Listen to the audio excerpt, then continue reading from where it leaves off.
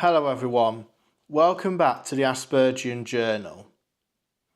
Sensory overload is a major hallmark of the autistic spectrum, and all autistic people suffer with sensory overload that is inflamed by at least one or more of the 5 senses that's in the human body. When there is an over or under sensitivity to any of these 5 senses to an autistic person, this leads to an overwhelming state of anxiety and distress that makes it hard for the autistic person to manage their current situation or environment for them to cope, and they desperately seek sanctuary or comfort in their special interests and to try and alleviate their mental state in that situation. Autistic sensory overload happens when one or more of the 5 senses become overwhelmed by too much input that's outside of a person's control.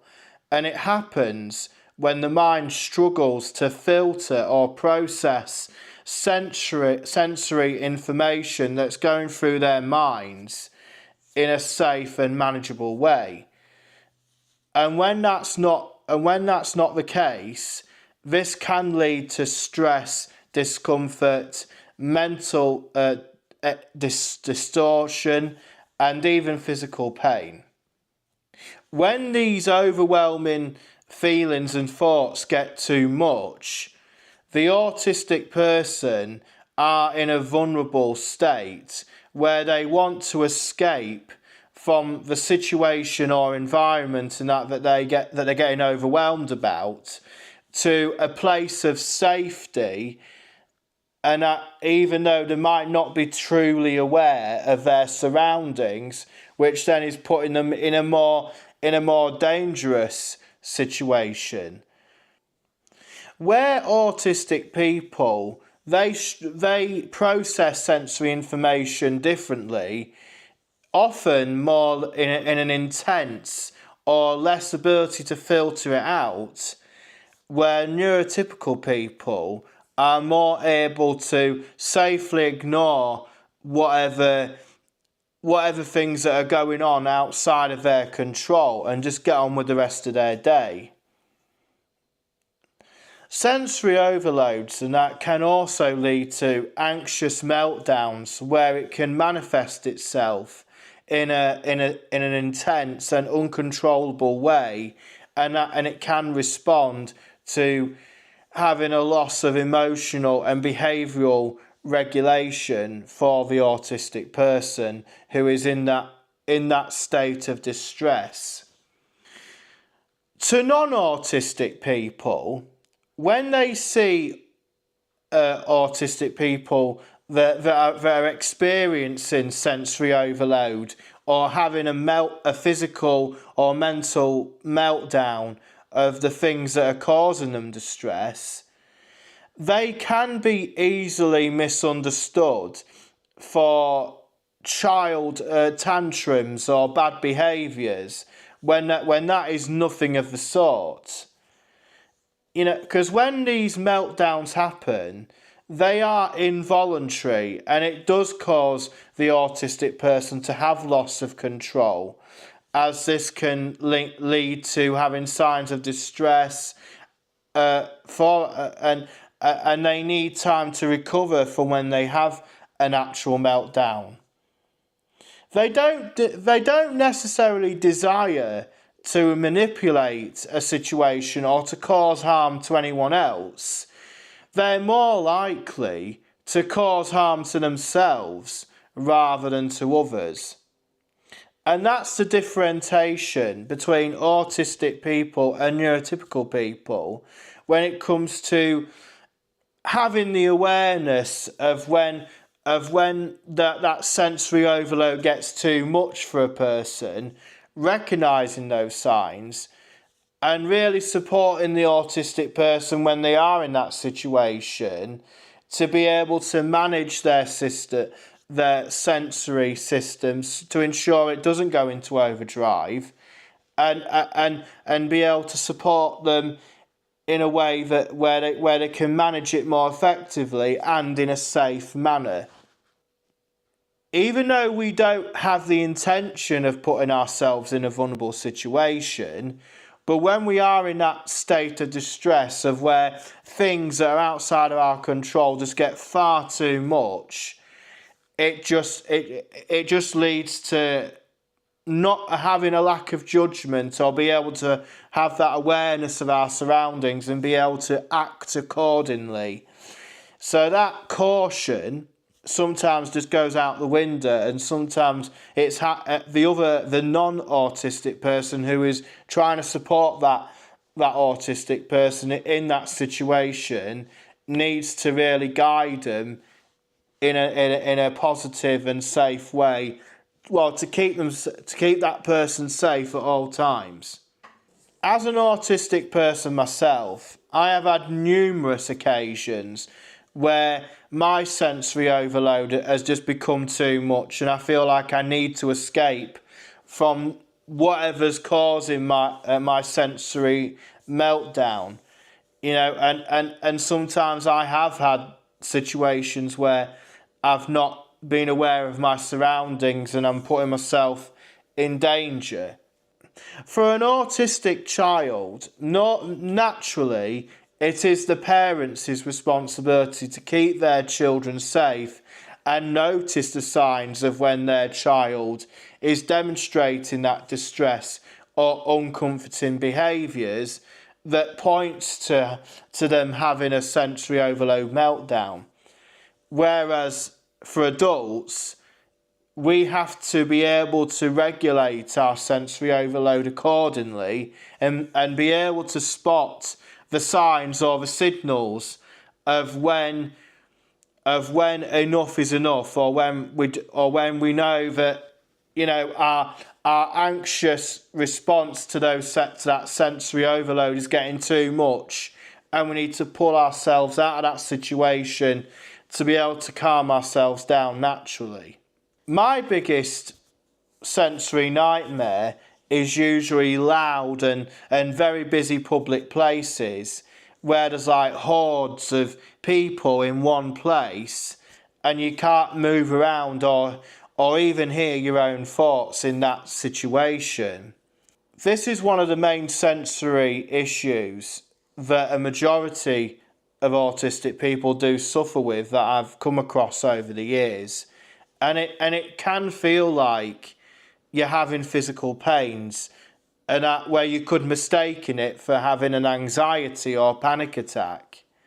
So it's very important to recognise those signs and just be able to keep yourself safe and pull yourself out of those situations if necessary, to be able to bring your state of mind and body down to a more comfortable level.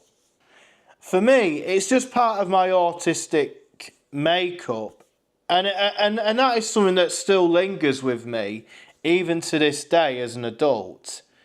Over time, I have managed to handle busy situations more effectively, and I have a better awareness of acknowledging my surroundings to keep myself safe, even though there is still a limit of how much I can manage before the distress signals show that when enough is enough, and I have to pull myself out of that situation. Another one would be when you're in an environment where you've got screaming, unbehaviored kids, running around all over the place, and that just does my head in as well. So imagine going to a theme park or something like that would be my sensory nightmare. For sensory meltdowns to have an impact on autistic people, it has to be triggered by one or more of the 5 human senses to have a reaction to the stresses of the environment that the autistic person is in and finds distressing. those 5 human senses are sight, sound, touch, smell, and taste. Autistic people are more prone to feeling uncomfortable with certain everyday environment influences like bright and flashing lights, which covers the sight sense, loud and overpowering noises, which covers the sound sense, certain clothing fabrics, which covers the touch sense, strong and unusual odours, which covers the smell sense, and unfamiliar foods and drinks, which covers the taste sense. When connecting my experiences to the 5 senses, flashing lights and loud, noisy environments are an overwhelming nightmare for me. So going to places like nightclubs and large concerts would be out of the question.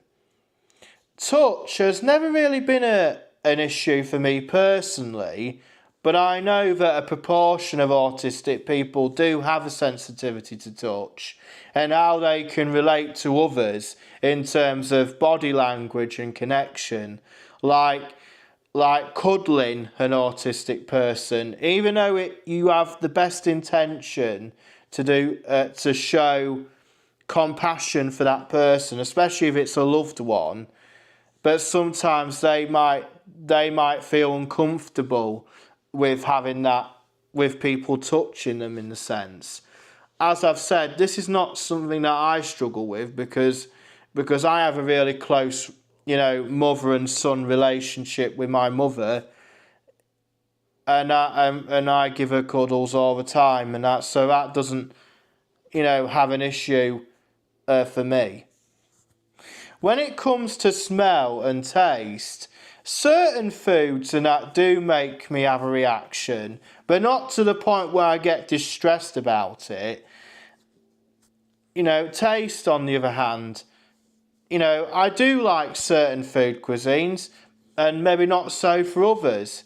And I think everyone on this planet has their likes and dislikes when it comes to food and drink.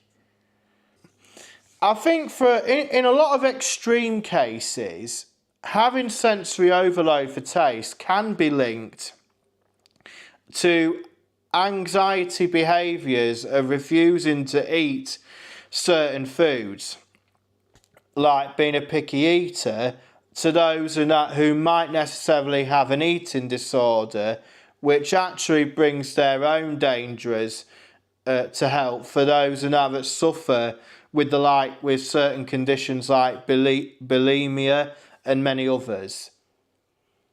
When it comes to eating, for me, there's times where my eyes are bigger than my stomach, but I've never really had any issues with eating disorders, so I couldn't necessarily relate in that way. But I do know that some autistic people can have an eating disorder as well as being on the spectrum, and as I've said, that can bring certain dangers to their well-being of that autistic person. Because obviously nutrition and be able to give your body the minerals and nutrition and everything that it needs to be able to function properly is very important. And if you do suffer with an eating disorder, then you should seek advice from a doctor or a professional that is more specialised in eating disorders. And you shouldn't have to suffer in silence if you do have a certain condition of that kind. You don't have to stay trapped in that cycle. There's always a way out of that situation. Like with anxiety, nothing is permanent. It's only temporary. Unless you make the proactive steps to change your situation, and then you're always going to be stuck where you are. Until you take those proactive steps, and have that determination to change things, when you do that, you will start to see, big improvements in your life. Alongside the normal five senses and that everyone is aware of, there is actually two other unknown senses that can cause autistic sensory overload. And you have to excuse me because I can't pronounce what these two are, but I will put them on the screen now so you can read them for yourself. These two senses are mainly more to do with the neurological processes of the human body and the skeletal system that, when combined, helps keep the body and its functions going and in a healthy order. Where autistic people will be impacted in terms of the sensory overload meltdown is when a multitude of different feelings and thoughts are going through an autistic person's body and mind, like they aren't aware of their surroundings, and the anxiety mounted up from the meltdown is making them feel dizzy or showing different forms of pain that will affect their balance, especially if there's an anxiety attack that involved. I remember a time when I had a meltdown in connection with these two extra senses was when I had a full-blown anxiety attack when I was at college years ago, and it caused me to lose my balance, and actually I fell on the floor where I needed help and had to get up and be able to sit in a chair, and I was sweltering like sweat and that pouring down from my face, and I wasn't fully with it in terms of knowing what was going on around me for a few minutes in the aftermath of that anxiety attack, and it was quite a full-blown one. Like, it just really knocked me off my feet, and it's like, and I think what that was just a result of having long-term anxiety and stresses and putting pressure on myself so much that it just got too much for me, and I had to, and it just, and it's like a wake-up call, and that your body says, you know what, look, you've got to take a step back. You're not a robot and that can carry on working like a machine can constantly be at work all the time. For a human being, that's just virtually impossible. There's only so much you can do. Even though autistic people, we do like our routines and we like to keep busy, but even then, you still have to, take a step back from the busyness of day-to-day life and just be able to look after number one. Because if you don't look after yourself, then other areas of your life are gonna have an impact as well. Family, business, your work, or activities and that you're involved in, and many other aspects of life. That's why it's very important that we always keep our bodies and minds in check, and protect our overall well-being, and identify when those hidden signs or signals, crop up, which is a way for our brains to tell us that, look, enough is enough. We need to step back from this and safeguard our overall well-being. At this point, we can determine straight away that autistic people do suffer massively in various ways and severities when it comes to sensory overload and meltdowns. The establishment of the seven senses play a big role in how an autistic person processes information experiences and dealing with certain situations and environments which can influence the various signals mentally and physically of sensory overload, of when it's going to happen, and hopefully we can mitigate those feelings and that effectively. It also highlights the importance of having that awareness of when the autistic person is getting distressed by things that are outside of their control, and have the ability to remove themselves from that environment to a place where it's more calming in nature and it's safer, and that because your welfare is paramount. And I want to highlight there that you can't stress about things that are outside of your control. You can only focus on how you react. That is your reaction to situations, and that you've got control of. So if you're in a situation and or an environment that is causing you distress, you've got two choices. You either stay with it and allow your symptoms to get worse, or you pull yourself out of that situation to safeguard your overall well-being.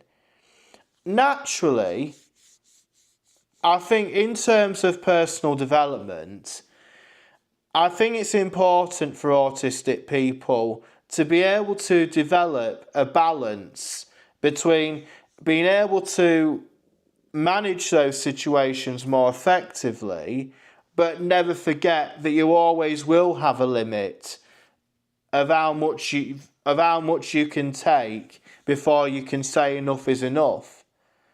That's how I approached it. I mean, you could say that maybe one autistic person might find going to like the supermarket to get their weekly shopping, and that causes them distress. But everyone has to get shopping to be able to eat. So it's one of those things that you can't necessarily avoid it. So it's about building that resilience and tolerance for those situations, and be able to manage them more effectively. But obviously do have the awareness of, like if you went to a very busy shopping place, like the Trafford Centre in Manchester, let's say for example, if you was there for a couple of hours, it would drive your bloody head in, and you just want to leave there as soon as possible.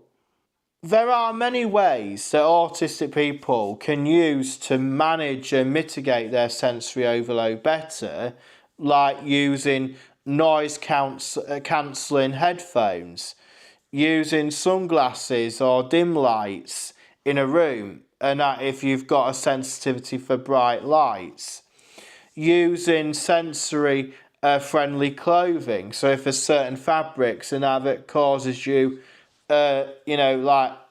causes you distress on your skin, that might help. Stimming, like rocking or fidgeting to self-soothe yourself, and that when you're suffering with an anxiety situation. And I will cover another newsletter and video about stimming, and that because that is an area on its own, and I could go into more detail about. Using calm and quiet places.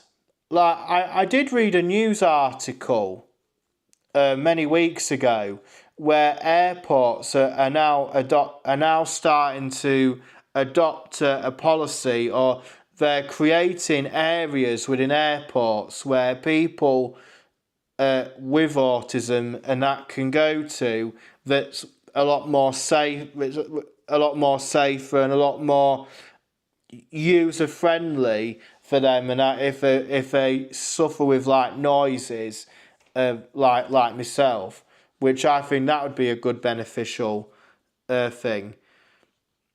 And also respecting personal boundaries and allowing breaks. So if you're going somewhere that's going to be very busy, I think it's important to, put little breaks in so you can manage the day. So if I went to somewhere where it was like very busy, like if I went to a very busy city and I know I'm going to be amongst a large amount of people, I think it's important to have little breaks, throughout the day, just to try and take yourself out of that situation for like 5-10 minutes to calm down. So you can safeguard your overall state of mind throughout the day. Because if you try and be in that situation for many hours all in one, you just get overwhelmed and you just get done in to the point where you're nearly shutting down on yourself and you have to go to sleep and that, just to be able to regulate and those thoughts and feelings in your mind and just be able to. It's a bit like a computer processor. There's only so much information that it can take until you have to reboot it again. By demonstrating my experiences with sensory overload, I think I've demonstrated that autistic people, they are capable of managing and reducing their severity of sensory meltdowns, as long as they can develop the skills and abilities to recognise the signs of an onset sensory overload meltdown and safely remove themselves from situations and environments that causes their distress. The most effective way of reducing that severity is to treat it in the same way as you would with anxiety, because a lot of sensory overload meltdowns are based on anxiety-driven fears and emotions. And I've covered anxiety and mental health in another video, so please refer back to that video and newsletter on Substack, and of how to manage anxiety and reduce its severity and that effectively. I know that all autistic people, they do have their limits when it comes to sensory sensitive environments that do cause them distress, myself included. But if you do make that conscious effort to reduce your sensory overload and improve your state of well-being, it can do wonders for your life, and you'll be able to tackle those situations more confidently and have that higher sense of determination of where anything is achievable and the world can be your oyster. On top of that, don't let your anxiety define you as a person overall, and have that self-belief that you can achieve more. You can be a lot more stronger as an individual, and you can overcome things that do cause you distress, or they might be limiting you in life in a certain way. And always remember that everything is temporary. Look, you're never going to get rid of your autism, and it's always going to be part of you, but don't let it stop you from living your best life. And if you feel that you can make changes that can bring a positive impact to your life, then do that. And you'll be amazed. With conscious effort, a plan that you can follow through and having the determination to get started and to see that plan through, it over time, you'll be surprised on how much development and that you can make as an individual. And that's always been my philosophy, and that when it comes to building that balance between developing yourself as an autistic person to deal with a world that is not always going to be neurodiverse friendly, so you'll be able to cope and manage with situations and environments more better, but to never forget who you are as a person. And there's always going to be certain things that you're not always going to eliminate entirely, but it's just building that equilibrium between being able to develop your life so you can focus and move forward, but never forget who you are as a human being, and don't change yourself entirely for other people's benefit. It has to benefit you first and foremost. As always, thank you.